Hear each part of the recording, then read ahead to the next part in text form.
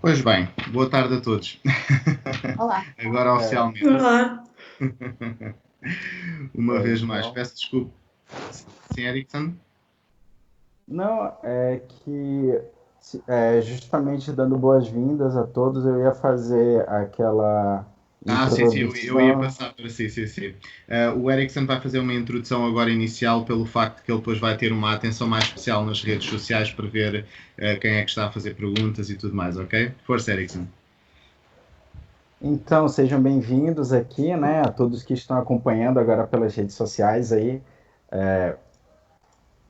Tanto o YouTube, eu estou compartilhando lá no Labiríntico, né, o canal, e o João está compartilhando também lá no Grupo Internacional, né, para os que estão aí acompanhando. Então a gente vai fazer hoje essa dinâmica, uma cara nova aí, né, tentando atender a todas as redes sociais, com a nossa entrevistada, né, convidada de hoje, a mestra Bebiana Pereira, e hoje a gente vai falar sobre essa temática aí, né, justamente sobre a museologia e as novas tecnologias. Muito importante, mais cedo a gente estava conversando também sobre o critério, né, dessas novas tecnologias sempre presentes agora na nossa vida e como que a gente pode desempenhar aí um papel tanto na parte social, na parte cultural e até mesmo na educação também, né, com essas novas tecnologias, essa nova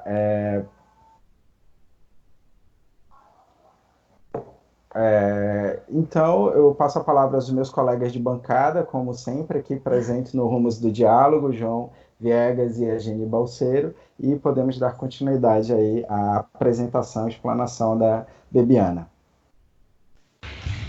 Obrigado, Erickson. Antes de mais, dar já boas-vindas muito especiais à Bebiana, por ter aceitado esse convite. Obrigado, Bebiana.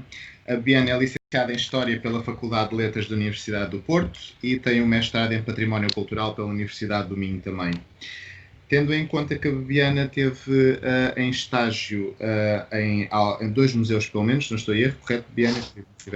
O estágio foi, desempenhei um estágio curricular para finalizar o meu mestrado em Património no Museu Municipal de Penafiel, que foi logo o primeiro contacto direto que eu tive com o funcionamento de bastidores de um museu. E atualmente estou a fazer um estágio profissional para a Câmara Municipal de Bragança, que também me obriga a entrar dentro desses bastidores do mundo da museologia. E dado que a Bebiana tem tido este contacto íntimo, por assim dizer, com os museus, ela teve possibilidade também de fazer uma pesquisa e um trabalho sobre como é que têm funcionado as novas tecnologias nos museus. Inclusive, eu disponibilizei no chat do Skype, se vocês podem reparar, um pequeno vídeo que podem ver no final, que é exatamente em relação ao Museu de Penafiel e que a Bebiana me pediu para partilhar e vai lá estar disponível a todos, ok? Jenny, queres dizer alguma coisa? Não, eu não sei se podemos já começar a matar. Já a Biana falar um bocadinho e depois matamos. Eu tenho algo a fazer, mesmo até por causa do papel dos museus nesta nova fase da sociedade, né? Mesmo por causa da pandemia e destas convulsões todas que existem.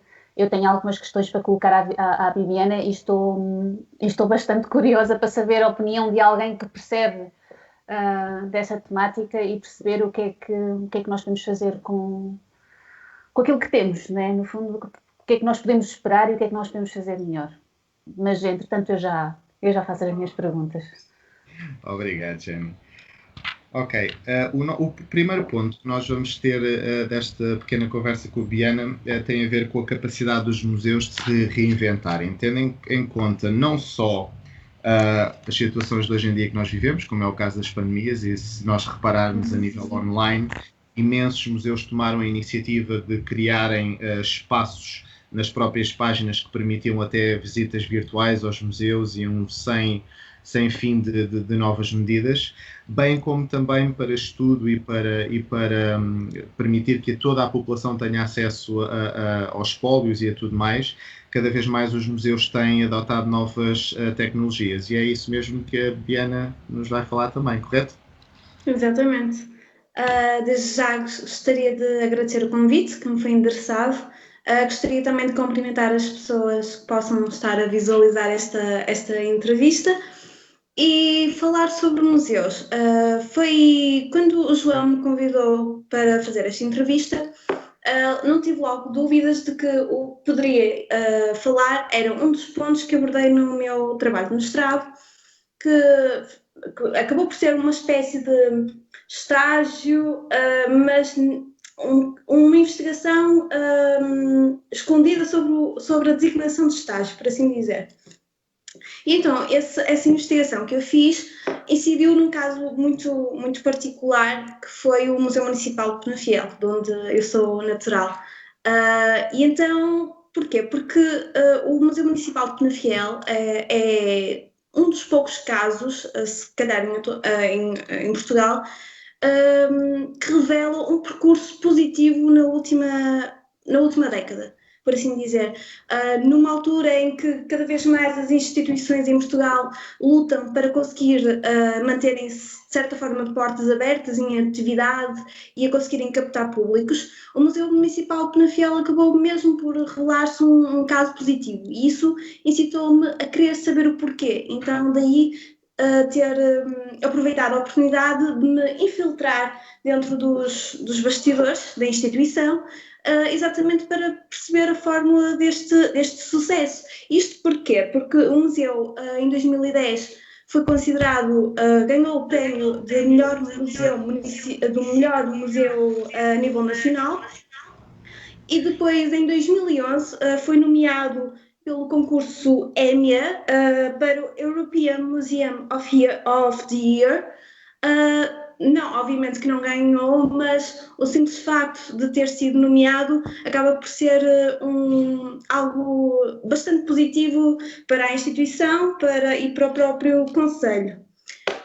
Quando falamos, isto de falar de museus, acaba por ser, como se costuma dizer aqui em Portugal, um tema que dá pano para mangas. Então, quando fazemos uma pesquisa bibliográfica para conseguirmos consolidar a nossa investigação, vamos encontrar toda uma imensidão de bibliografia sobre os mais diversos aspectos de estudo, desde as práticas museológicas, à parte da psicologia virada para o tipo de visitantes, informações acerca das variáveis sociodemográficas, ou seja, toda a temática do museu em si é enorme. Mas como o João ao bocado estava a falar, neste primeiro momento, falar sobre a reinvenção dos museus, que cada vez mais assume uma importância enorme, principalmente nos tempos estranhos que vivemos atualmente, estes tempos de pandemia.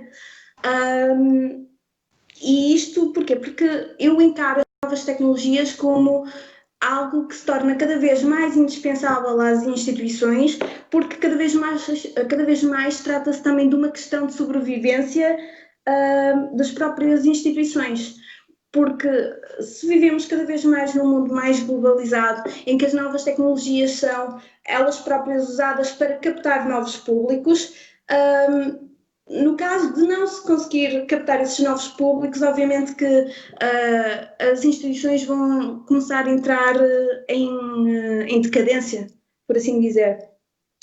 Esta importância do uso das novas tecnologias e a própria reinvenção dos museus veio ser reforçada, como já disse, com estes tempos de pandemia, porque com os museus fechados ao público, presencialmente, as instituições viram-se obrigadas a alcançar os seus públicos de uma outra forma.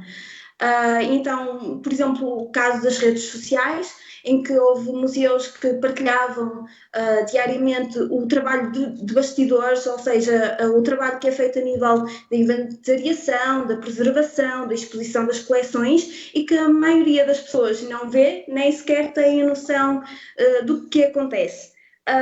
Como o João também referiu há bocado, há instituições a nível mundial que partilharam, criaram condições para que as pessoas, a partir do conforto do seu lar, pudessem fazer visitas virtuais e pudessem ver as coleções. Mas obviamente que este acesso virtual às exposições não é a mesma coisa que irmos presencialmente ao museu, mas de qualquer das formas acaba por ser benéfico, porque pensemos que daqui para a frente, quando tudo isto passar, as pessoas estarão mais motivadas, se calhar, a irem presencialmente aos museus. Até porque isto, do ponto de vista de marketing, é uma forma de os museus captarem novos públicos, ao terem facilitarem este acesso virtual, e também de fidelizarem um público que já segue a atividade diária destes museus. Em relação à reinvenção, se refletirmos sobre a forma como os museus evoluíram ao longo dos tempos, vamos concluir que já não é de agora que existe a necessidade de transformar o museu em algo mais do que um espaço meramente expositivo. Cada vez mais o museu é encarado como um espaço que deve ser aberto às comunidades em que se encontram inseridos, e eles próprios ganham também quase que funções a nível social e, por exemplo, a nível da educação. Por exemplo, e pego no caso do exemplo municipal de Penafiel, que é, pronto, como vos disse, é a minha experiência em campo, aposta-se cada vez mais naquilo que nós aqui chamamos de serviço educativo, que é uma forma dos museus estabelecerem uma ligação com as escolas e de certa forma, estas escolas acabam por ser um público quase diário em visitas presenciais nos museus. Esta mudança que se registou nos museus, ou seja, a sua abertura e a sua ampliação a nível do seu significado e das suas funções, começou a ser registada, segundo a bibliografia, a partir dos anos 70, que é quando temos a noção que começa a surgir uma nova museologia, que aberta mais à sociedade e mais direcionada para o público. E esta nova museologia vai ter como a antropologia e a sociologia os seus pilares de desenvolvimento. A década de 70 representou para muitos museus um florescer da consciência das suas funções sociais, como eu já tinha referido, que os transformavam em espaços culturais abertos a um público diversificado e participativo. Posteriormente, e já nos anos 80, o que vamos assistir é a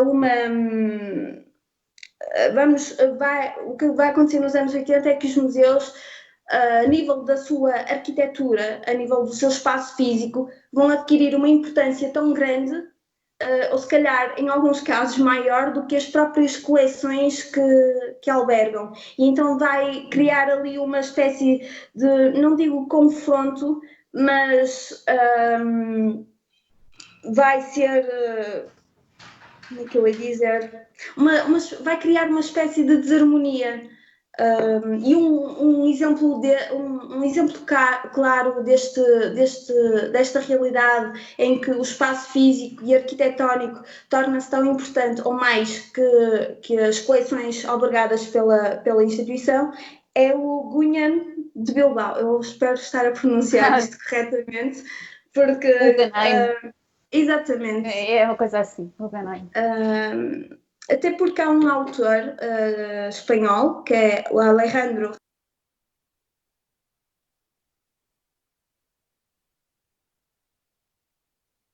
Javier del Val, que diz que o edifício do museu deixou de ser apenas um contentor da arte e passou a representar um modelo da cidade europeia conhecido no mundo inteiro.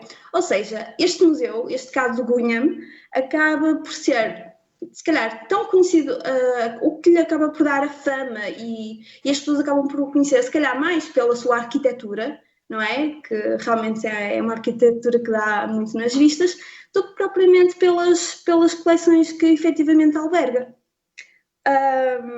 Então, o que nós vamos assistir a partir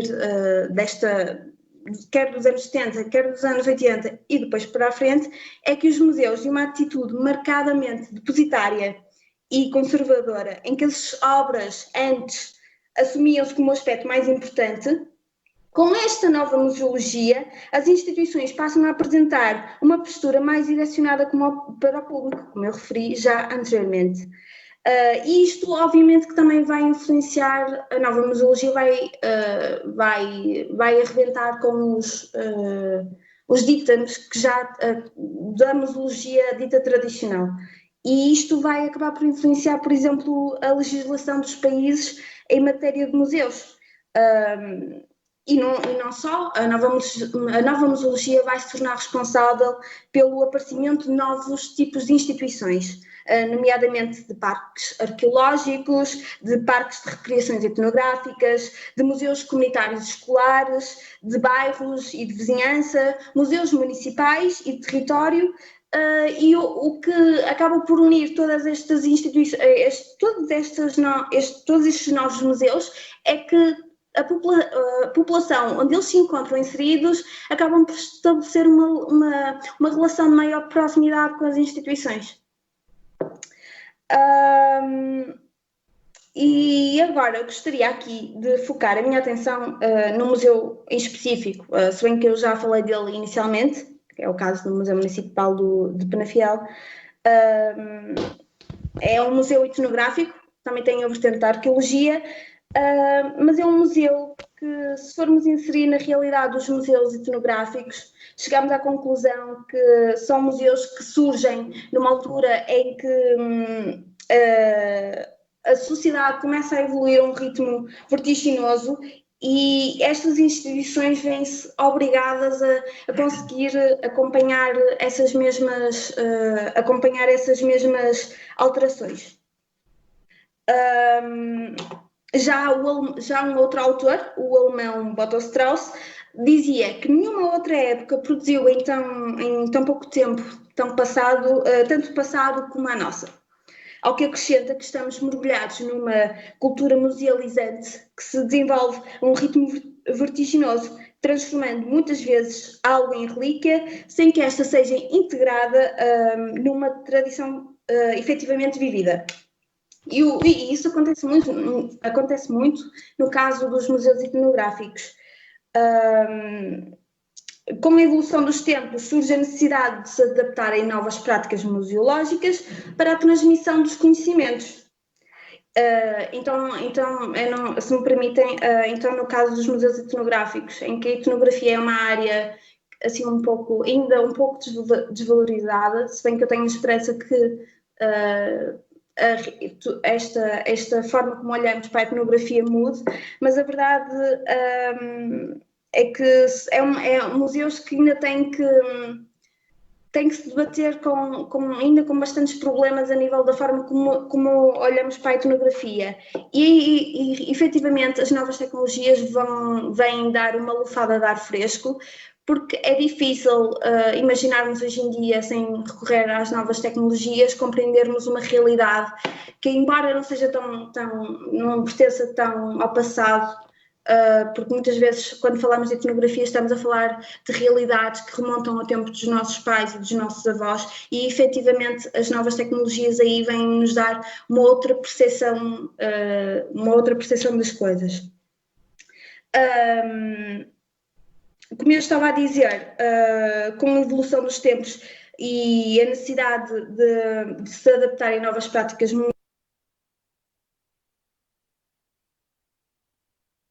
museológicas, também os próprios critérios de seleção dos objetos para a exposição acabam por se alterar. Por exemplo, a especificidade, a autenticidade,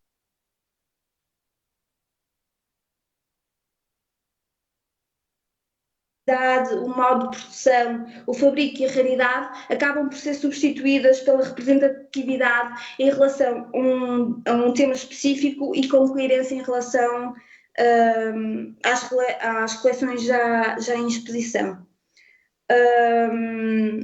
Ainda em relação à reinvenção, torna-se importante apreendermos a ideia de que gerir um museu, principalmente municipal, porque é o que acontece na maioria dos museus aqui em Portugal, são de tutela municipal. É preciso termos a noção que gerir um museu que não pertença ao grupo dos museus nacionais acarreta uma necessidade de equipá-lo de forma a poder lidar com um acervo em constante mudança. E é precisamente esta mudança que ocorre, ou que pelo menos deveria decorrer, não é? A forma das instituições conseguirem acompanhar a evolução dos tempos, que nos move a nós, enquanto consumidores de cultura, a visitar os museus em diferentes fases da nossa vida. E é importante que o façamos, porque só assim vamos ter uma consciência da forma como as instituições se vão alterando ao longo do tempo. E eu aqui, inclusive, posso dar o meu caso pessoal, em que desde os meus 7, 8 anos que adorava visitar museus, corria para ver museus, arrastava a minha família para ver museus, pude reparar que, porque tive a oportunidade de visitar alguns deles mais do que uma vez ao longo da minha vida, pude reparar que se houve alguns que conseguiram dar o salto em direção a uma reinvenção, da qual consta a criação de equipas de trabalho multidisciplinar e também uma maior aposta de formação destas mesmas equipas. Há também aquilo que eu falei há um bocado, que é a aposta também no serviço educativo. A ligação que os museus começaram a criar com as escolas, de forma também eles próprios a poderem contribuir para a educação e para a transmissão e criação do conhecimento histórico nas crianças e nos jovens. E, finalmente, também no que diz respeito ao recurso no uso das novas tecnologias, para a exposição e transmissão de contextos e significados, já que muitos outros museus simplesmente ficaram parados no tempo. E eu peço desculpa porque estou ligeiramente nervosa, mas espero ter conseguido transmitir as ideias. Não, sem dúvida. Não há problema absolutamente nenhum. Eu não sei se alguém quer acrescentar alguma coisa neste ponto antes de passarmos ao próximo ponto, se alguém tem alguma questão a acrescentar ou algo que queira comentar. Em relação às novas tecnologias, eu tenho. Queria perguntar uma coisa à Viviana. Eu tenho sempre alguma pergunta a fazer. Não, o que eu queria perguntar era, quando visitamos um museu, normalmente, e se todas as pessoas forem um bocadinho como eu tenho muita dificuldade em cumprir aquelas regras que dizem não toque, não mexa. Eu gosto de ver com as pontas dos dedos, mas isso acho eu que é uma forma de me sentir mais próxima do objeto em si, do que propriamente a necessidade de o tocar, ou seja, é a minha forma de sentir o objeto que estou a visualizar. Quando nós estamos a falar em novas tecnologias e quando nós colocamos esses museus, e neste caso em visitas virtuais e tudo mais, eu própria já tentei fazer algumas dessas visitas e confesso que sente-se um bocadinho aquela falta de, não é de tocar, porque normalmente vem sempre alguém atrás de mim e diz-me para de tocar, não vai para a rua. Mas sinto um bocado aquela falta porque o próprio ambiente em si, não é? Enquadra a própria exposição, enquadra os objetos e confere-lhes um contexto. Quando nós estamos online, quando nós estamos a ver uma exposição online, isso já não é a mesma coisa. Até porque aniquila o significado do objeto e o contexto histórico. Exatamente, porque nós sentimos um bocadinho como quando estivéssemos a ver umas páginas de uma revista, é como se estivéssemos a ver um catálogo. Em vez de vermos uma coisa contextualizada, é como se estivéssemos a ver fotografias aleatórias. A minha pergunta é, em relação a esta dificuldade de sentir as exposições e principalmente, como estava a dizer, quando se trata então de coisas etnográficas que são tão próprias de uma comunidade, que então ainda é mais difícil, porque se fosse quando são coisas, por exemplo, se for a minha cultura, eu mesmo que esteja a ver online, eu sinto-a porque eu própria a contextualizo interiormente. Agora, quando é uma cultura que me é externa, é mais difícil para mim, principalmente se nós estivermos afastados, e agora com estas coisas, as pandemias e tudo mais, que nos obriga, é mais difícil para mim eu sentir essa mesma contextualização. O que é que podem os museus fazer para... Ou se calhar é um desafio, o que é que podem os museus fazer no futuro para aproximar mais as pessoas dessas peças, Mas através, por exemplo, à distância, virtualmente, é isso? Sim, exatamente. Como é que podem ser mais apelativos e eu já vi alguns sites e realmente eles são muito interessantes, em que têm sons que tornam o ambiente mais... Eu sei que é tudo um processo de aprendizagem, né? As novas tecnologias não é de agora, mas esta urgência em tornar os museus mais próximos das pessoas por causa destas questões todas das pandemias e destas convulsões todas, eu sei que isso é uma coisa muito mais recente, acho que e acredito que os museus e os curadores e todas as pessoas que trabalham por trás deles que tenham a necessidade e sintam essa necessidade de trazer as pessoas para dentro desses museus virtuais. A questão é se existe realmente, se sentem que essa dificuldade existe, ou seja, de contextualizar as pessoas e de houve ou não uma quebra, por causa deste distanciamento, houve ou não uma quebra das pessoas, do interesse das pessoas pelos museus, é isto. É sim. Como em relação ao Museu de Penafiel, como eu já não estou lá, é difícil responder, mas aqui em Bragança, nos museus onde eu tenho trabalhado antes e após a pandemia, eu pensei que agora as pessoas fossem querer tudo menos ir para dentro de 4 paredes de um museu. Mas a verdade é que continuamos a receber pessoas.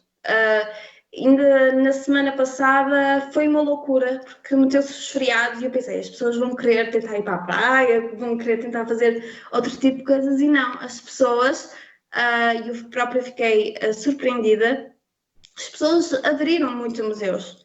Parece que, de certa forma, apesar de todas as circunstâncias, as pessoas sentem necessidade de consumir cultura. Porque, se calhar, agora as pessoas também vão começar a valorizar um pouco mais aquilo que anteriormente já davam por garantido, como sair à rua, ir a um museu, ter acesso às coisas tão facilmente. E eu acho que agora as pessoas estão a valorizar tudo que anteriormente davam por garantido. E não parece que toda esta situação de pandemia tenha diminuído o interesse das pessoas por visitarem museus, por consumirem cultura. Em relação à forma como se apresentam as coleções e as pessoas podem visitar virtualmente, obviamente, e acho, isto é a minha opinião, que vai se sentir sempre essa falta do toque, não é? Principalmente nos museus em que há essa possibilidade de interagir com a peça, mas acho que ainda assim vai ser um grande desafio para os museus este ano e em 2021 depois ainda vamos ver como é que tudo isto corre, mas é algo que os museus vão ter que desafiar eles próprios exatamente para colmatar essa falha de não ver, não estar presente, não tocar, não interagir com a peça.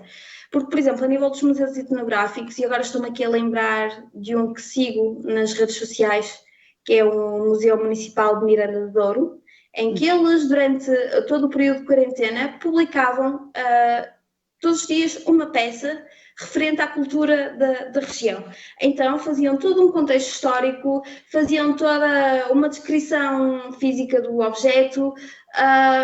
Isso acaba, de certa forma, acaba por ser ainda insuficiente, mas de qualquer das formas, para alguém da minha geração, que se calhar não esteja tão habituado a lidar com a etnografia, acaba por ser já qualquer coisa para... Cria um ambiente para contextualizar a peça. Exatamente. Mas ainda assim acaba por ser vai ser um desafio, sem dúvida, para os museus. porque lá está, a pessoa, como a Jenny e eu, que gostamos exatamente de interagir, principalmente para aqueles museus que ainda não conseguiram dar esse salto em direção ao recurso às novas tecnologias, então aí é que vai ser mesmo complicado. E, no entanto, temos de ter noção que isto do recurso às novas tecnologias, ao menos falo da realidade portuguesa, grande parte das instituições não tem acesso. Ou melhor, exatamente, não tem condições para recorrer às novas tecnologias para expor as suas coleções, para interagirem desta forma com o público. Daí eu achar, por exemplo, o caso do Museu Municipal de Penafiel um caso bastante positivo, e foi isso que também acabou por me atrair para fazer um trabalho de investigação nos bastidores dele. Obrigada, Diana. Nada. Eu também gostava de acrescentar 2 pontos. O primeiro, eu vou de encontro ao que a Jenny disse e um pouco do que a Bibiana disse também. Portanto, eu sou um tipo de pessoa que também gosta muito de, no mínimo, se não posso tocar, pelo menos estar o mais perto possível das peças. E, por exemplo, dos museus que eu mais adorei ver, e posso referir 2 exemplos, um foi na Noruega e outro foi na Lapónia, em que basicamente eles têm muito aquilo que se chama o Museu do Folclore. E então basicamente nós entramos nesse museu, mas é tudo ao ar livre, e temos a possibilidade de entrar em casas e como eram antigamente, estamos lá os objetos, está tudo muito bem representado. Inclusive, por exemplo, no da Lapónia foi muito interessante, porque em cada casa nós tínhamos uma senhora que continuava a fazer ou uma renda, ou um tapete, tal e qual como eles usavam os métodos antigamente. Esse é o meu tipo de museu, é aquele que eu mais gosto, porque então, não só dá um contexto, exato, não só dá um contexto, mas permite o contacto. Já as novas tecnologias, apesar de tudo, não deixo de gostar das mesmas, porque obviamente com o que se está a passar hoje em dia, acredito que vai ser uma ferramenta muito importante. Mais do que nunca, se calhar, até.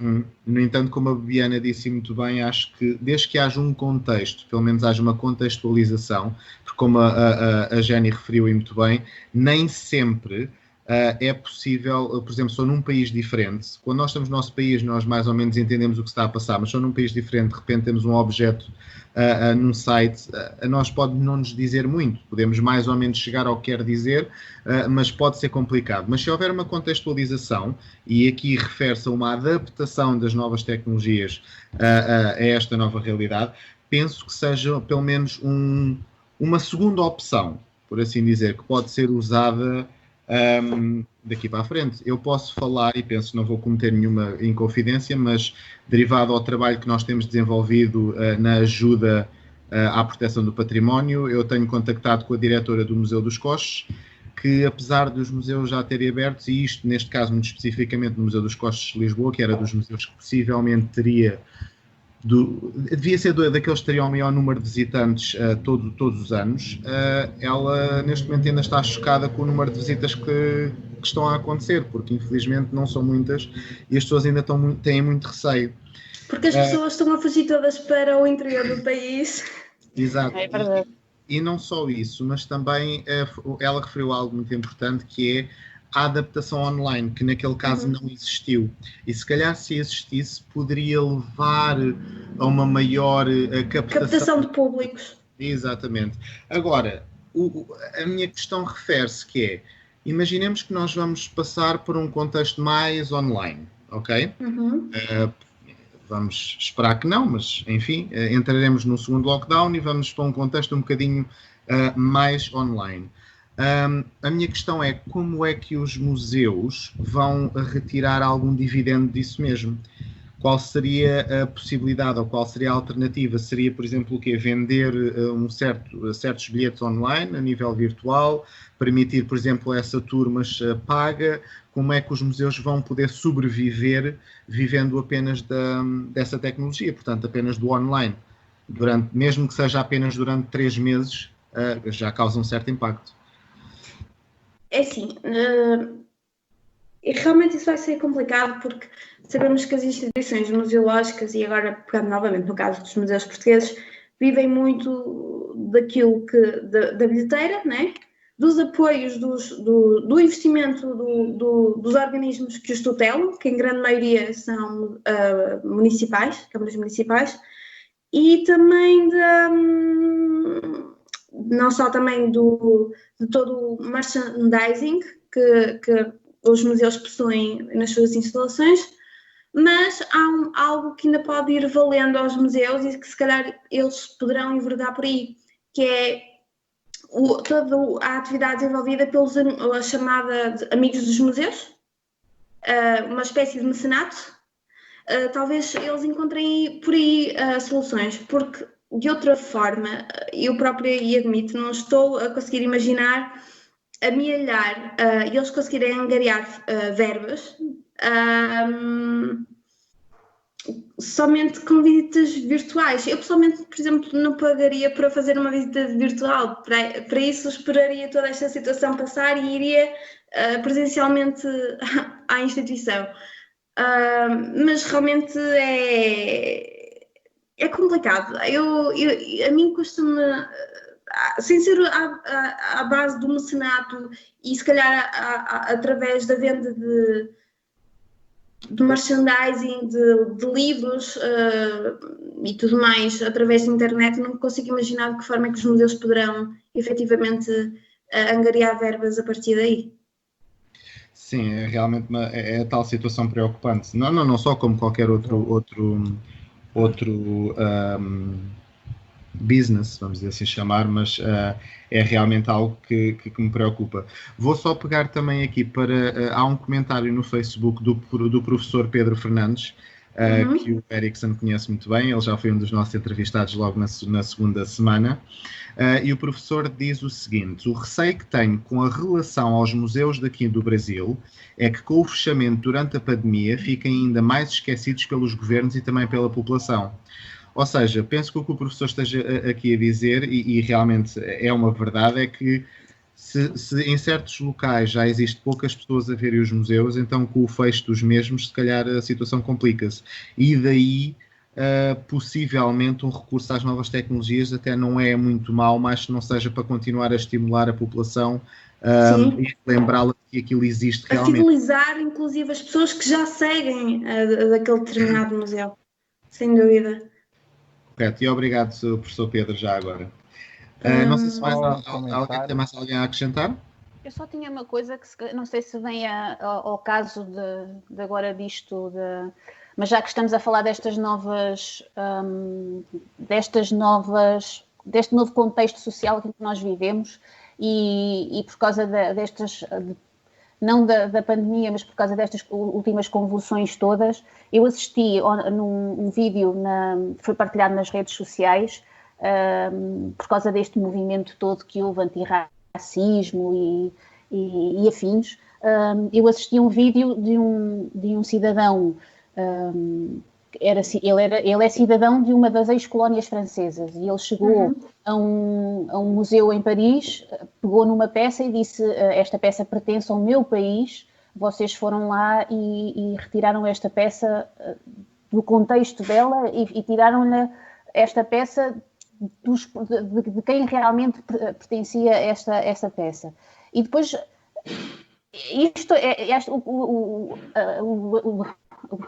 o acontecimento é já insólito, mas na realidade, quando nós vamos olhar, por exemplo, para o British Museum, nós vamos olhar para ele e ele é basicamente feito de artefactos completamente que não têm nada a ver com a Inglaterra em si, mas que vieram de contextos totalmente diferentes. É um sítio que eu adoraria visitar pelas obras que lá tem, mas de facto esse cidadão não deixa de ter alguma razão,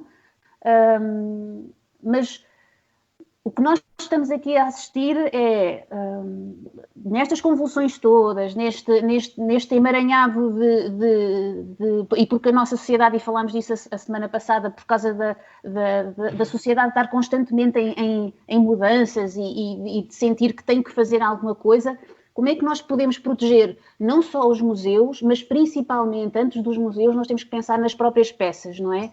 Porque sem peças não há museus e sem museus nós não conseguimos ver essas peças. E isso preocupa-me um bocadinho, é a forma como nós vamos proteger e preservar porque, como dizia a Bibiana, se nós estivermos a pensar no museu como aquele em Bilbao, em que nós estamos a ver o edifício, é uma coisa grandiosa, e eu não faço a mínima ideia que coleções é que eles têm lá, mas de facto tenho na memória o edifício. Na realidade, o que importa é aquilo que lá está dentro. E eu olho para o British Museum e vejo, aquilo deve ser daqueles museus com um espólio maior e com uma riqueza enorme. Como é que nós conseguimos proteger principalmente as peças deste tipo de sociedade em constante mudança? Exatamente. Porque lá está, em relação, primeiro, eu pessoalmente acho que estamos a chegar a extremos no que diz respeito a isto do racismo e de roubo de termos roubado peças que pertenciam a outros países e tudo mais. A verdade é que nós estamos a olhar o que aconteceu há 400, 500 anos atrás, ou até menos, com os valores de hoje. Isso para mim não é possível. E acho que estamos a chegar mesmo a extremismos, e isso, se continuarmos nesta onda, efetivamente, os museus se já existe esta questão de derrubo de estátuas e tudo mais, daqui a nada vai chegar, inclusive, ao espólio dos museus. No caso dessas peças em que se encontram em exposição e que há essa questão de terem sido roubadas durante o período colonial, a verdade é que, primeiro, eu acho que nos dias de hoje é impensável não haver um respeito por essas peças, independentemente do país que tenha sido, do país que tenha vindo e do contexto em que ela foi adquirida. Pelo que é preciso saber também contextualizar a peça, porque dou um exemplo muito claro. Isto é a mesma coisa, se tirarmos um objeto do lugar, e vou pegar no exemplo da mó do moinho, porque pronto, acho que se calhar vão conseguir entender aquilo que eu quero dizer. Se pegarmos numa mó do moinho, que está inserida em toda uma estrutura, e colocarmos só a mó em exposição, para o visitante vai ser um bocado difícil conseguir perceber o funcionamento da estrutura e perceber o contexto daquela peça, né? Mas, e agora pegando no caso do Museu Municipal de Penafiel, em que eles têm uma estrutura de um moinho montado, um moinho de água, que eram os moinhos que existiam em estruturas de madeira e que eram montados e desmontados conforme a utilização que tinham. Se conseguirmos recriar um pouco da sua origem, do seu contexto, isso obviamente que vai dar uma interpretação completamente diferente, vai dar uma interpretação mais enriquecida ao objeto e vai clarificar, sem dúvida, todo o seu significado e todo o seu contexto histórico. Não sei se conseguiram perceber esta minha analogia. Sim. Eu, no caso da Jenny, posso confirmar em relação ao British Museum, porque é a realidade que eu vivo, porque eu vivo em Londres, não é? Digo o que disserem, é um museu excepcional. Como a Jenny disse, tem um espólio magnífico. Acho que toda a gente, pelo menos que gosta desta área, deveria pelo menos ir uma vez ao British Museum. Depois da pandemia, claro. Vamos abrir depois agora. Vamos todos. Mas cá está, mas é muito importante realmente, e vou pegar roubar um bocadinho as palavras do que a Bibiana disse, porque tem toda a razão, que é estarmos a olhar para os museus e para aquilo que foi feito com as mesmas concepções que temos hoje para aquilo que aconteceu antigamente, não é? Portanto, isso é um pouco inconcebível. E novamente vamos entrar naquele contexto do aproveitamento para mais do que uma coisa, sem ser o racismo em si. Okay? Que eu acho que é fundamental e que deva ser falado, abordado, mas acho que chegar a um certo extremo e começar a exagerar, penso que tira muito do que é o cerne da questão. No que diz respeito ao British Museum, muito especificamente, eles têm coisas extraordinárias, como é, por exemplo, o caso da Pedra Roseta, que é possivelmente uma das peças mais importantes a nível do Antigo Egito. acho que o que pode acontecer neste caso, e atenção, não é só a Inglaterra, há vários museus, e eu viajo imenso, e eu já vi peças portuguesas em todos os cantos do mundo. Isso acontecia, não é? E então eu penso que o que pode acontecer muitas vezes é aquilo que já aconteceu diversas vezes, por exemplo, com o Tutankhamon, que esteve aqui em Londres durante umas semanas, é certas peças, quando possível, e quando as condições obviamente assim o permitirem, regressarem aos seus países. Ou mesmo um intercâmbio, essa peça poder viajar. Sim. Para que toda a gente possa ter contacto, por exemplo, com essa peça. Mas daí a chegarmos a um museu e esvaziarmos a saco o museu inteiro, porque olha, esta pertence à China, esta pertence ao Japão, acho que também neste momento, neste contexto, penso que não faça até muito. Porque basta olhar para todo o tipo de património que já foi destruído com os conflitos armados no Médio Oriente. Não é? Tipo, e está, por exemplo, até mesmo no caso do património arquitetónico, que não é possível mexer, mas tudo aquilo que for possível mover para determinadas instituições onde sabe-se que aquele património, apesar de estar longe do seu país de origem, vai estar em segurança e que nada lhe vai acontecer, então é preferível isso, não é? Porque não é só, por exemplo, a Pedra da Roseta acaba por não ser só... imagina se a Pedra da Roseta tivesse continuado no Egito. O que é que seria dela a estas horas, não é? Pois cá está, isso realmente é uma boa questão, até que ponto é que na altura haveria a capacidade de proteger uma peça dessas, mas pronto, mas isso cá está, isso é tudo um conjunto de questões éticas como é óbvio, suscitam opiniões também um pouco extremas e diferentes. Vou só pegar aqui no que a nossa colega Adelaide está a escrever aqui no chat enquanto estávamos a falar, e ela diz o seguinte: a falta de estrutura do conhecimento patrimonial é a base de todo este contexto do século onde nos encontramos. Quando olhamos para determinados comportamentos, verificamos que o julgamento é feito à luz dos nossos dias, o que nós estávamos a referir. Não podemos dizer que há 500 anos deveriam ter X ou Y ideia. Não está de acordo com a época. Estão a falar dos museus, são feitos de peças que foram retiradas dentro de um determinado contexto. O assalto dos curiosos da arqueologia estão em voga no século XIX. Hoje em dia é inaceitável, mas está de acordo com aquele tempo. Eu concordo na totalidade com o que a Adelaide acabou agora de escrever. É verdade, mas eu tenho só aqui uma questão. Força. É que depois estou a ouvir tudo um bocado mal, João. Oi? Consegues ouvir agora, Biana? Peço desculpa, mas não... Estamos a ouvir agora? Estou. Oh. Não sei se a Biana perdeu o contato. Agora estou a conseguir... Ok. Aquilo que eu queria... Estou a conseguir ouvir. Está a conseguir ouvir agora? Agora sim. Ok. Aquilo que eu queria perguntar era uma questão que eu tinha visto no outro dia, relativamente a essas mesmas peças, desses mesmos museus, porque é que, e nós sabemos isso, é que muitos dos herdeiros dessas peças, ou seja, quer nós queiramos ou não, eles são herdeiros dessas culturas, essas peças foram retiradas dos países deles, mas nós vemos que eles próprios estão barrados de visitar museus pelas questões políticas todas que existem. Nós também sabemos que, como dizia a Adelaide muito bem, os curiosos da arqueologia, não sei se a Viviana está a ouvir, acho que a Viviana me perdeu outra vez. Sim, estou. Sim? Está a ouvir? Está a ouvir? Mais ou menos. Ok, eu vou continuar a falar se depois... Ok, sim.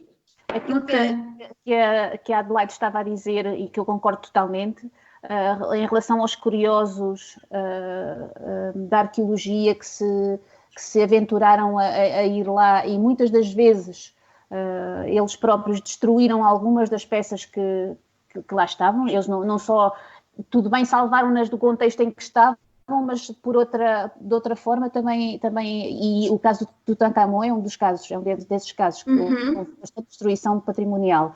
Como é que nós podemos então gerir isto? Ou seja, se nós estivermos a negar a um cidadão, se eu fosse, por exemplo, iraquiana e me estivessem a negar a mim acesso ao British Museum, ao património que é do meu país e que eu gostaria de ver, ok, está lá, está em segurança, é difícil lidar com isto eticamente também.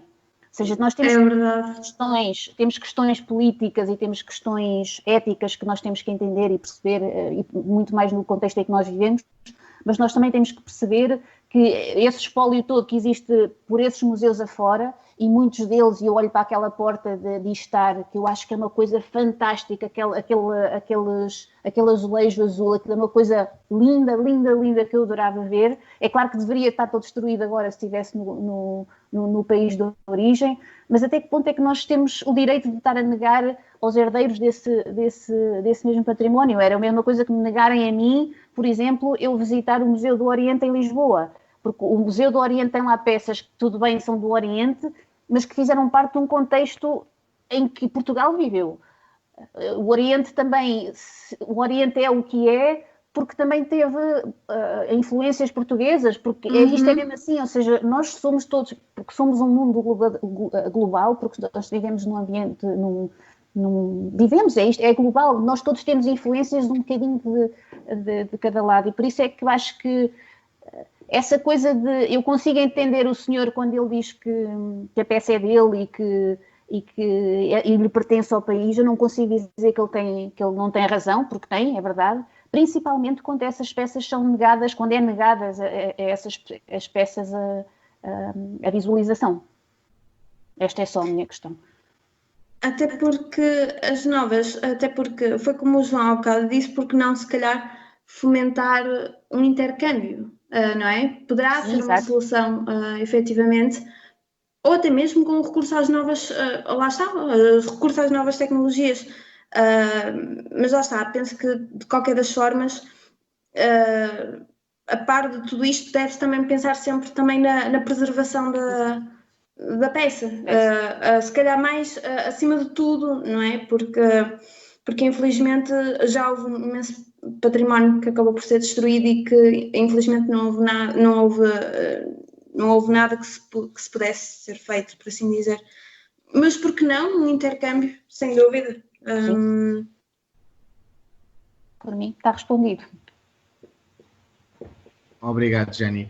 Eu, antes de passar a palavra ao Nelson, que ele queria acrescentar uma questão, vou só referir um comentário da professora Rosário, que para mim faz todo o sentido, que é os museus de história natural ou mesmo os jardins botânicos também deveriam devolver o seu património aos países de origem. Por absurdo, devemos repatriar tudo o que não seja fauna e flora autóctones.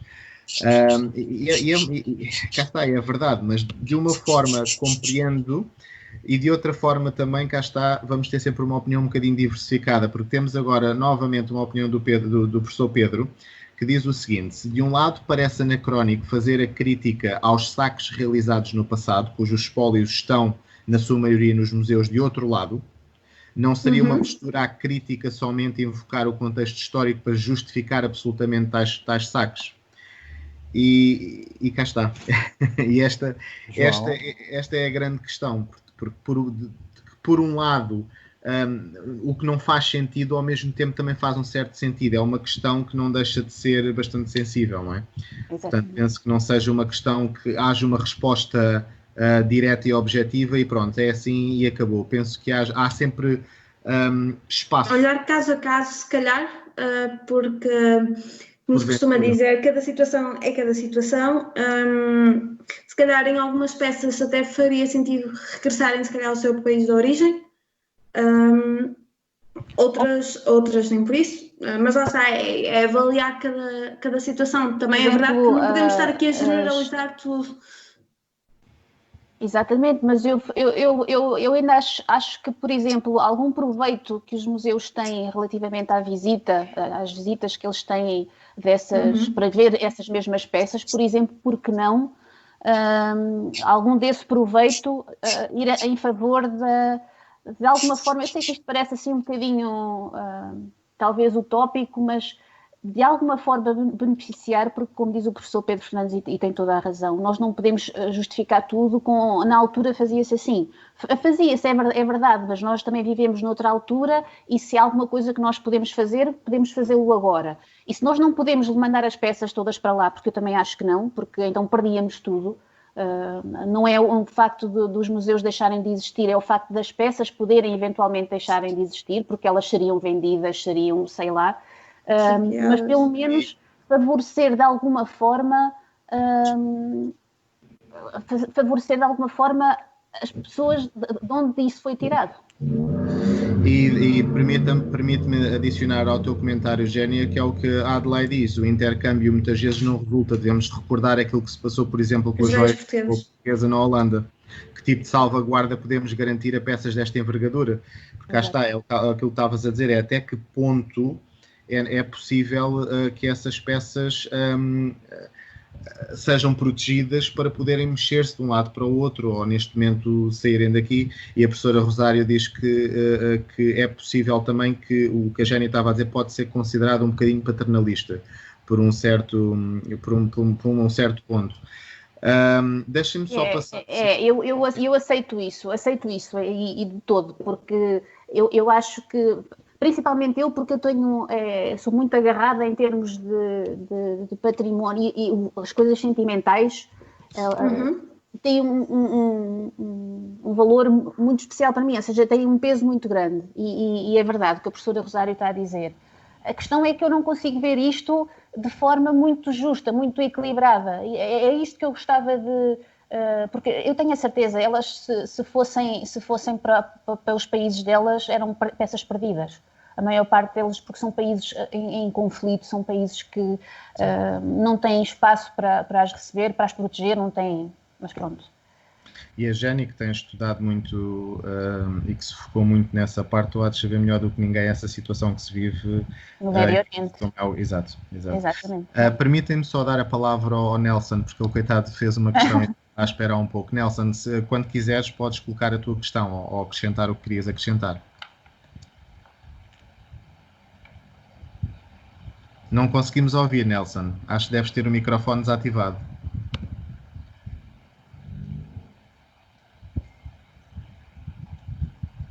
Nós estamos a ouvir. Ainda não. Enquanto o Nelson tenta resolver a situação, já agora vou só dizer que a Adelaide escreveu que tem alguma experiência no património subaquático e falta uma certa legislação, falta a intenção de as resguardar dos caçadores de tesouros. Se não formos nós a tomar conta desse património, outros ficam com ele e vão parar ao underground dos leilões privados e ninguém consegue controlar esse comportamento, o que também é verdade. É verdade. Recentemente não houve uma polémica qualquer com descobertas subaquáticas de um navio português e que foi feita por estrangeiros? Eu acho que sim. Eu, por acaso, não estou muito inteirante disso. Eu penso que há uns tempos surgiu essa questão. Espera aí, pessoal, acho que consigo ouvir o Nelson agora. Nelson? Não? Eu acho que sou eu aqui, o Erickson. Nelson, se calhar o que tu podes fazer, dado que não está a funcionar o microfone, podes escrever a tua questão e eu leio aqui, ou o teu apontamento. Pelo menos até resolves essa situação. Erickson, ias dizer alguma coisa, desculpa. Sim, juntando um pouquinho do que a gente, né, o que o professor também falou, a situação aqui no Brasil, pelo menos aqui na parte regional de Manaus, a gente tem vários museus, né, que trabalham justamente como lugares de memória, né, espalhados por toda a cidade, fazer referência aqui ao Museu Amazônico, que também tem ali o convênio com a Universidade Federal, né, a UFAM mesmo, grande trabalho de muitos profissionais ali, patrimonialistas, historiadores, né, cientistas sociais que fazem parte ali do corpo do Museu Amazônico, né, e dão cabo a esse trabalho, grandes trabalhos que eles realizam lá, né, só que a minha percepção é que, lógico que tem outros museus, né, o Palacete Provincial, o Museu do Índio, entre outros, né, que cabem aqui também fazer referência aqui pela cidade de Manaus, só que justamente esse contato com as novas tecnologias, né, como que a gente tenta dinamizar isso daí para com as redes sociais, uma coisa muito importante que eu vi também da fala Bibiana, né, da pesquisa dela, né, justamente fazer essa conexão aí com essas novas atualizações, com esse novo, né, das novas tecnologias. Então, eu acho que o que o professor Pedro também buscou falar é justamente dessa falta que as novas tecnologias, essas automações que ainda restam, pelo menos aqui no Brasil, e eu dei aqui um contexto mais regional, né, da cidade de Manaus, com a pandemia acabou se esvaziando esses lugares de memória. Eu acho que seria também pensar esse debate em cima dessas novas automações, dessas novas tecnologias frente aí, justamente para levar esse público aos museus, né, a essa interatividade que a gente deu vários exemplos aqui, como o João bem falou, a Geni também tocou no assunto sobre o Museu Britânico, entre outros museus que já estão desenvolvendo essas visitas virtuais, entre outras novas tecnologias aí, como a Bibiana bem colocou também. Eu acho que cabe fazer essa ressalva, e eu acho que, na minha opinião, esse novo rumo, esse futuro que está vindo aí, veio para ficar, e justamente esse debate, esse conflito entre essas novas tecnologias e como a gente vai pensar o esvaziamento desses lugares de memória, como o professor Pedro colocou também, é justamente um debate que a gente deveria levar em consideração. Outra coisa também é a questão da educação, né? Como que a gente pode buscar ou propor essa interatividade para com esse desenvolvimento do patrimônio, desenvolvimento aí da ciência museológica, né? Assim, eu acho que os museus hoje em dia não lhes adianta só terem a vontade, boa vontade de quererem usar as novas tecnologias se não tiverem efetivamente meios para o fazerem. E não digo que isso seja culpa da instituição, mas muitas vezes é exatamente culpa dos organismos que os tutelam. Ou seja, eu acho que para... Exatamente, ou seja, isto acaba por ser também bastante complicado porque, lá está, por vezes há instituições que desejariam conseguir desenvolverem-se, desejariam conseguir reinventarem-se, mas que sem efetivamente investimento isso não é possível. E, por exemplo, o Museu Municipal de Penafiel, eu acho que já comentei isto com o João, que é, por vezes não é preciso estar, um determinado museu não precisa de estar numa grande cidade, não precisa de ser um museu de grandes dimensões, basta que o organismo que o tutela tenha realmente interesse em investir na sua qualidade, e acho que isso acaba por ir de encontro ao que estava a dizer em relação aos museus. Como é que os museus poderão fazer poderão conseguir dar resposta, nomeadamente ou seja, como é que os museus conseguem captar esses novos públicos e interagir de forma a que não acabem esquecidos?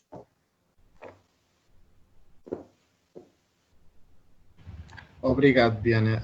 Já agora, só para acrescentar o comentário do Nelson, porque ele estava com dificuldades, ele diz que só queria acrescentar que temos de saber a origem da peça, nem todas são por saque. Portanto, existem peças compradas, outras que foram doadas. E então depende, e outras até porque circulam num contexto imperial, portanto, temos que saber também o que levou àquela peça a chegar àquele país antes de entrarmos por um museu e agarrarmos na peça debaixo do braço e trazê-la para casa porque dizemos que é nossa, não é? E já agora, por fim, a Adelaide diz o seguinte, tocaste num aspecto interessante, nem tudo foi saque, neste caso em relação ao comentário do Nelson, tivemos muitas peças que foram doadas, oferecidas, e é como lidar com este aspecto. Que comprovativos existem para lidar com essa problemática, que também é realmente duas questões interessantes. E só uma resposta, o Ramalho Ortigão, no culto de arte em Portugal, tudo aquilo que escutamos no campo patrimonial, nas problemáticas, já era referido pelos nossos pioneiros patrimonialistas. Parece papel fotocópia. Portanto, século XIX versus século XXI, por assim dizer.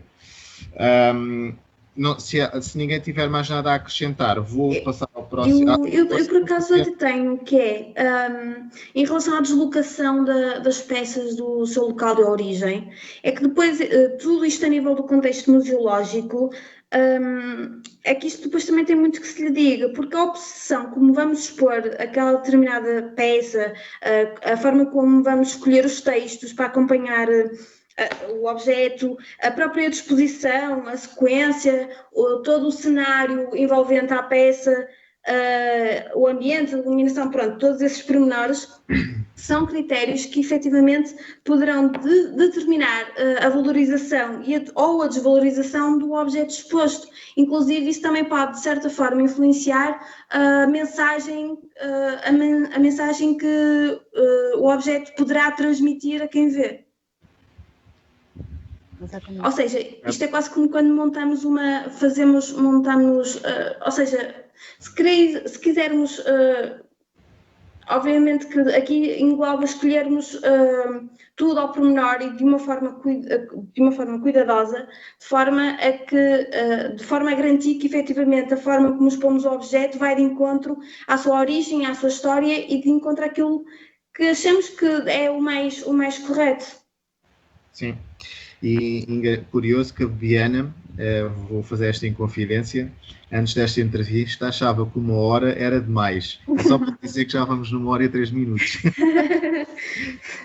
Só para conquistei pelo meio e tudo mais, não estava à espera. Sim. Só para prosseguir para o próximo tópico. Quais são então as tecnologias e o que é que tu achas que possam ser os benefícios dessas mesmas tecnologias para este futuro, portanto, para agora, para o momento? Para o momento, como já disse, isto quando uma coisa é fácil, seria fácil de responder se efetivamente, quer dizer, agora a maioria dos museus estão a funcionar quase que na normalidade, porque efetivamente isto em tempos de pandemia é outra história. Mas tu estás-me a perguntar, deixa-me ver se eu percebi, de que forma é que as novas tecnologias poderão ser utilizadas neste... Não só neste contexto, mas, por exemplo, da tua experiência que tu tiveste em terreno, quais foram os benefícios das tecnologias, por exemplo, para os museus? Eu não sei se as pessoas vão ver o vídeo ou não, mas já posso fazer uma breve descrição também para perceberem um pouco daquilo que eu vivenciei. Diana, deixa-me só fazer uma pequena introdução, só para que as pessoas tenham conhecimento. No início do chat no Skype, e eu depois irei também pôr nas outras redes sociais, existe um vídeo que a Bibiana quis partilhar com vocês, portanto, no final podem dar uma olhadela a esse vídeo, e é esse vídeo que a Bibiana está a referir. Desculpa, Bibiana. Sim, não faz mal. Então, eu estagiei durante quase meio ano no Museu Municipal de Penafiel, então é um museu muito dedicado à história do território, muito na base da arqueologia e na base da etnografia. Então era constituído por 5 salas. Logo na primeira sala, que era chamada a Sala da Identidade, tu tinhas vários documentos, não em formato físico, em formato digital, documentos que estão disponíveis na Torre do Tombo, mas que ali o visitante podia ver, podia tentar ler, porque estava em latim, mas eles eram expostos em ecrãs, em que o texto ia passando, não é? E depois ouvias uma voz de fundo que ia traduzindo o texto e ia assinalando quase que as palavras-chave do documento, para as pessoas conseguirem perceber o conteúdo dos documentos. Isto é só, por exemplo, um dos exemplos que lá existem.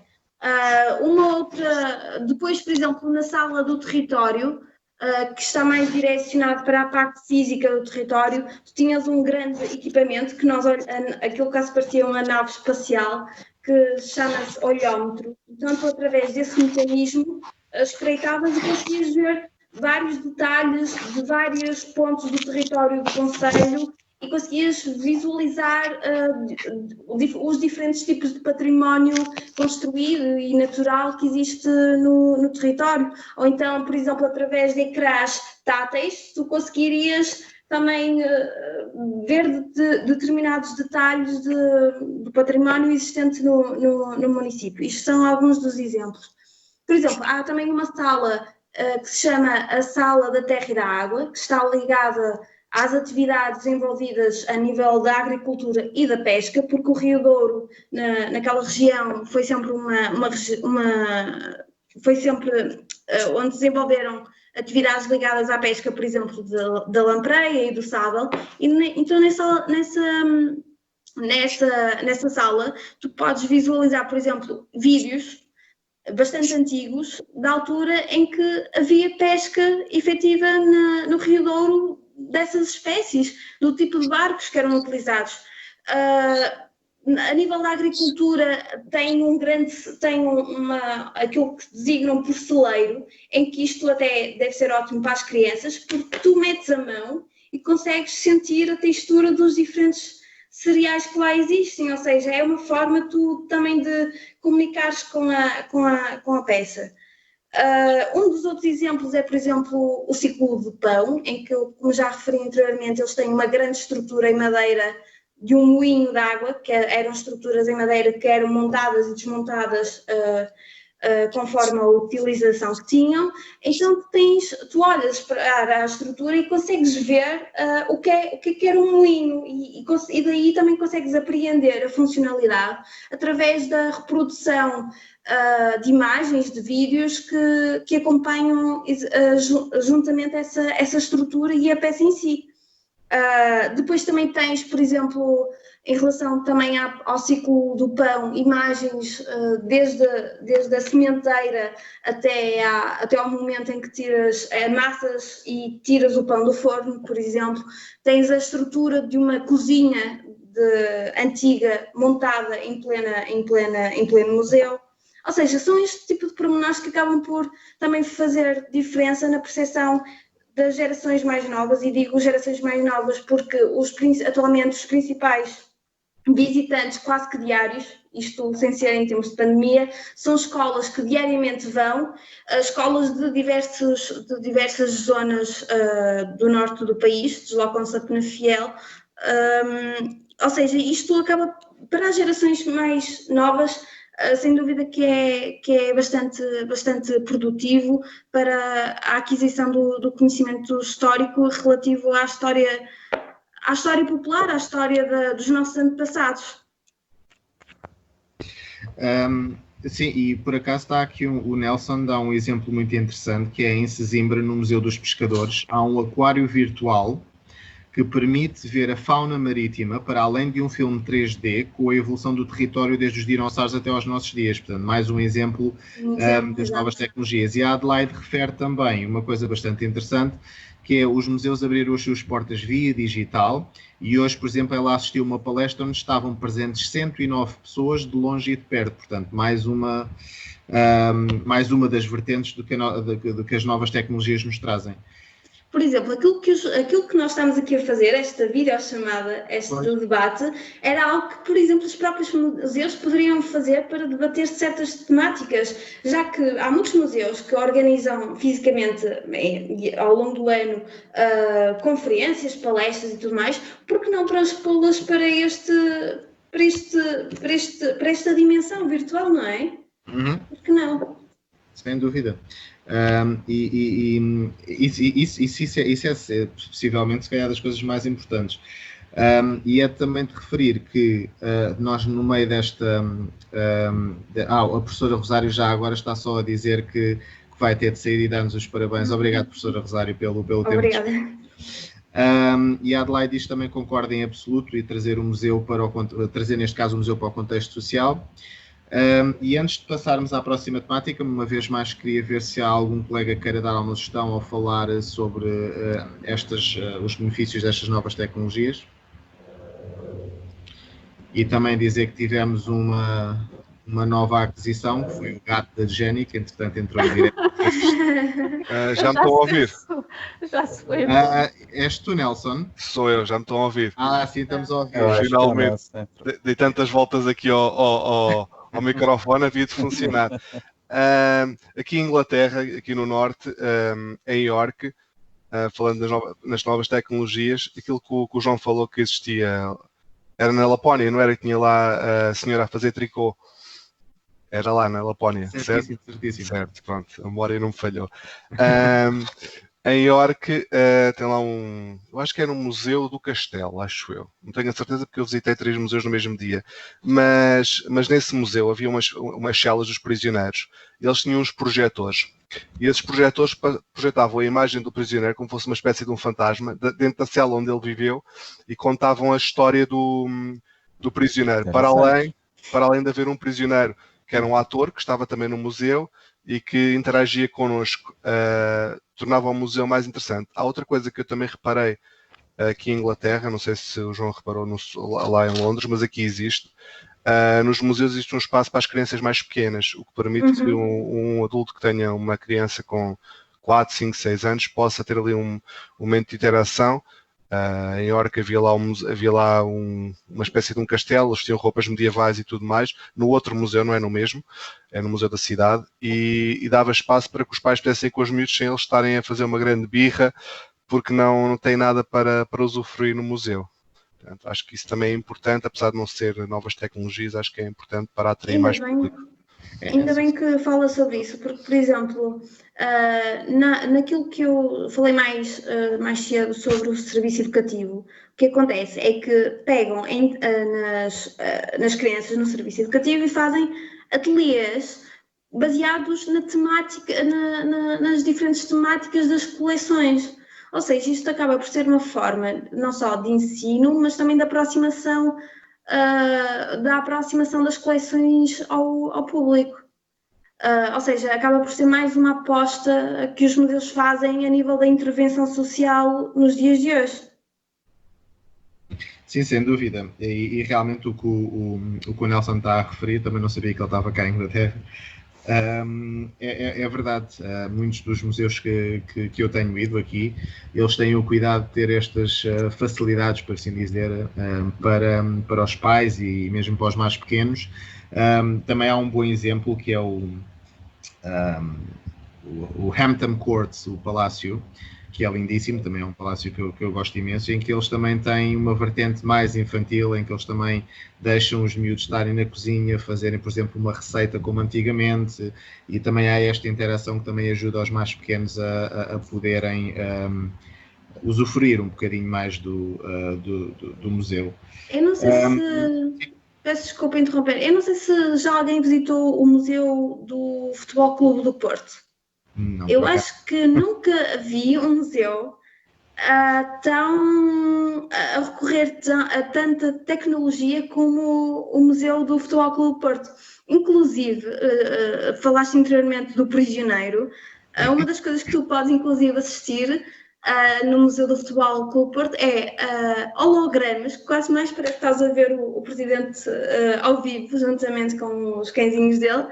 E tipo, está um museu muito bem conseguido a nível da junção, quer da história do clube, com recurso às novas tecnologias. Já agora deixo aqui a indicação, se alguém tiver curiosidade, merece uma visita, com certeza. Um dia eu irei, Bebiano. E a Adelaide refere que a primeira vez que assisti a esse contexto de novas tecnologias foi no Centro Interpretativo de Alviela, tendo atenção aos morcegos. Já agora no último tema, podemos passar para a parte em que eu pergunto o que é que tu, Bebiana, achas da experiência que tiveste em campo, da diferença entre os museus que recorreram a estas novas tecnologias e aqueles que não o fizeram. É assim, como eu já disse anteriormente, eu já visitei muitos museus e mais do que uma vez na minha vida. E ainda recentemente visitei alguns aqui no Norte e quase com uma idade muito aproximada ao de Penafiel. O de Penafiel já tem 71 anos, ou seja, já vi museus da mesma época de fundação e tu consegues ver a diferença que é a falta de investimento nas instituições. Lembro-me do museu, não vou referir qual é, em que os bonecos, uma parte da história da comunidade dessa região é exposta ainda com aqueles bonecos, eu não sei que material é aquele, se é cera, é assim um material já bastante antigo, em que tu notas a diferença, notas completamente que aquilo já ainda tem muito tempo em cima. E depois não é só também o próprio uso, por exemplo, de legendas, e quando me refiro às legendas, estou-me a referir, por exemplo, àquelas enormes, colocadas em paredes, muitas vezes, em que tu demoras não sei quanto tempo para as conseguir ler e outro não sei quanto tempo para conseguires assimilar a informação que leste. Até mesmo a forma, as estruturas que existem para expor os objetos. Há muito museu aqui em Portugal que ainda está muito agarrado à antiga forma de se fazer museologia, e isso, tipo, não é preciso procurar muito para ainda encontrares casos desses.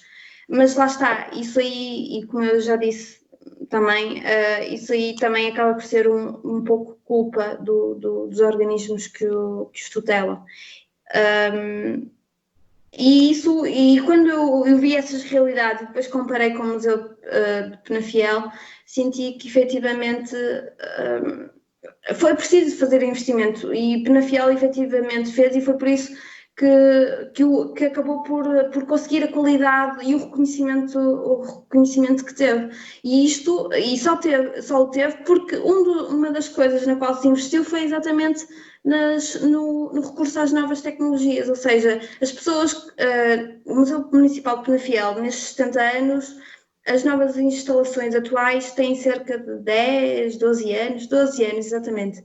Ou seja, as pessoas há 12 anos atrás já de certa forma já conseguiram prever o que é que poderia vir futuramente, ou seja, já conseguiram encontrar formas de acompanhar a futura evolução e a futura alteração que pudesse ocorrer a nível da sociedade. Obviamente que há 12 anos atrás já estávamos muito envolvidos a nível das novas tecnologias e a nível da globalidade, mas sinto que hoje em dia cada vez mais, ainda por cima com os tempos em que vivemos. E até posso dar um exemplo também muito, muito curioso, e aqui em Portugal, o Centro Interpretativo da Batalha de Alves Barrota, por exemplo, surpreendeu-me de uma forma excepcional. Eu, quando olhei para aquilo, eu fiquei, oh my God, afinal fazem-se coisas extraordinárias também, porque toda a tecnologia e o facto de tu entrares por uma pequena sala, aquilo é tipo uma pequena sala de cinema, para quem não foi lá, e depois tem um livro que se abre. Tem um livro que se abre e tem um campo de batalha, portanto, à tua frente, para além da tela onde vai passar o filme. Contrataram alguns atores portugueses, e muito bons, e fizeram um papel e desempenharam um papel excelente. E não só a batalha vai acontecendo e toda a história vai acontecendo na tela, mas ao mesmo tempo o campo à tua frente vai se acendendo com diferentes luzes para tu poderes verificar onde é que estavam as tropas, quer de um lado, quer do outro. Então é um bom exemplo, e acho que quem não foi também recomendo a ir, que é extraordinário. E deixa-me só acrescentar uma coisa que tu disseste, é que não é preciso ser um grande centro, João. Ou seja, por vezes vamos nos surpreender com o que encontramos em pequenos recantos deste país. Sim. Que lá está, porque isto depende exatamente de tudo de quem tutela. E no caso de Alves Barrota, lá está, Alves Barrota é o quê? Vila? Pois, parte da Vila da Batalha, a questão, eu acho que a questão aí também passa um bocadinho pela a forma como as próprias autarquias, muitas das vezes a gente assiste, por exemplo, sítios como Lisboa, que são muito desenvolvidos e apostam no turismo, mas de uma forma pouco cultural. Outra coisa é nós assistirmos, por exemplo, àquilo que vemos na Batalha. Ok, anda tudo muito em volta da Batalha de Alves Barrota, tem ali o mosteiro, e aquilo só o mosteiro em si já é uma peça lindíssima, mas depois investiram também na explicação daquele contexto, o que é eu acho fabuloso, porque nós estamos não só no sítio, mas estamos a entender o que é que se passou naquele sítio e porque quem está à frente, como diz a Bibiana e como está a dizer a Adelaide, quem tutela tem um bocadinho tem visão. Ou seja, eu acho que se perde um bocadinho e quando nós estamos então a falar em orçamentos para a cultura, eu acredito que por aí... Porque muitas vezes só conseguem ver única e exclusivamente os lucros e não se importam tanto com a qualidade dos serviços que oferecem a quem visita, não é? Exatamente.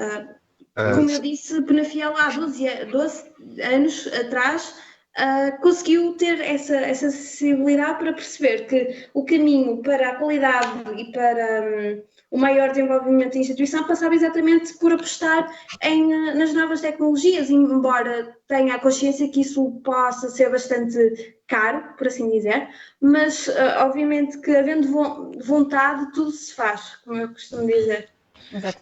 E acho que mais uma vez não vou referir quem, porque pronto, por uma questão de respeito também, mas eu tenho conhecimento de uma situação interna de uma pessoa que dirige o museu, e a questão aqui é mesmo essa, é o dinheiro e até que ponto é que há esse investimento. E o pior de tudo, e isto vai ser um bocadinho polémico, mas eu vou ter de o dizer mesmo, eu sei de antemão que, por exemplo, essa pessoa que está a dirigir o museu já há 12 anos, se não me falha a memória, vai ter de concorrer novamente, porque eles decidiram abrir o concurso novamente, tendo em conta que qualquer pessoa de qualquer país pode concorrer para aquele museu. E estamos a falar de algo muito específico, portanto, não é, por exemplo, sei lá, um museu de história natural, portanto, estamos a falar mesmo de algo muito português, e mais uma vez não quero estar a referir o nome do museu, o que significa que uma pessoa que venha, por exemplo, sei lá, da Holanda, ok, que não tem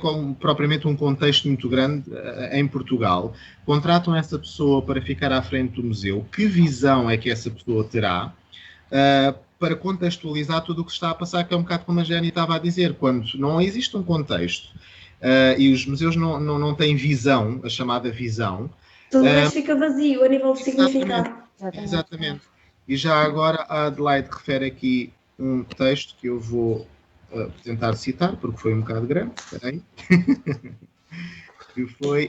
Temos diversos problemas no campo da apresentação dos acervos museológicos. No entanto, temos algumas preocupações no geral que outros países mais nacionalistas não têm.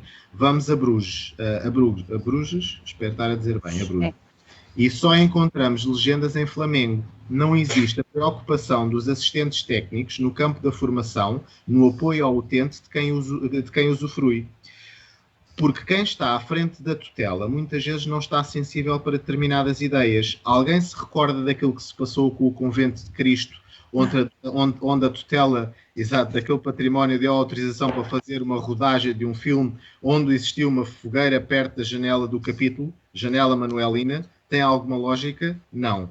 Temos no interior casos onde quem está à frente da cultura patrimonial que nem sequer tem formação nessa ótica. E isto é o que a Adelaide está a dizer, é muito certo. A falta da formação das equipas que trabalham nas instituições, sem dúvida. Essa mesma diretora teve-me a referir um bocadinho mais sobre as entranhas da DGPC, e há muita gente que é chefes de secções e divisões que nem sequer são formados nesta área. Ponto.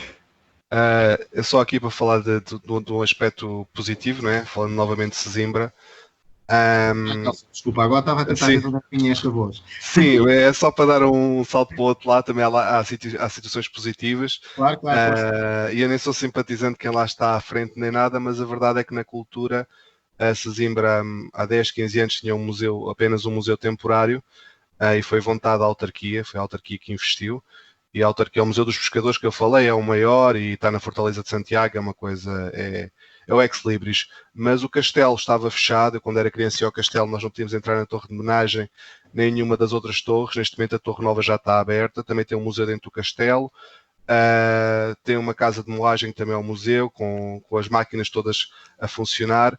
Ainda tem mais um museu onde está um antigo hospital de Peregrinos de Santiago, isso tudo aconteceu porque há muita vontade da Câmara, os técnicos também gostam muito daquilo que fazem, eu conheço alguns, eles gostam muito daquilo que fazem e inclusive onde está à frente, a tese de mestrado dele é mesmo com base no Castelo de Sesimbra, eu tenho essa tese comigo e de facto há um conhecimento muito grande e uma vontade também muito grande da autarquia de investir.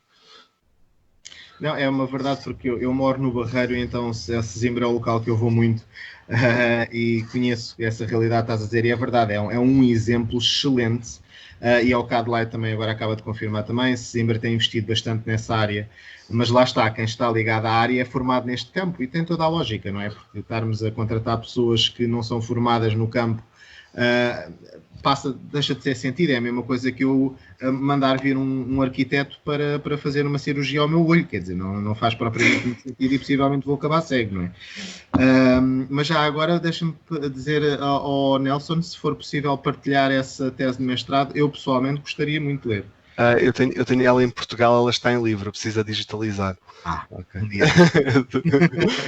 Eles deram-me o livro quando eu organizei lá uma atividade em Sesimbra e eu fiquei com ele.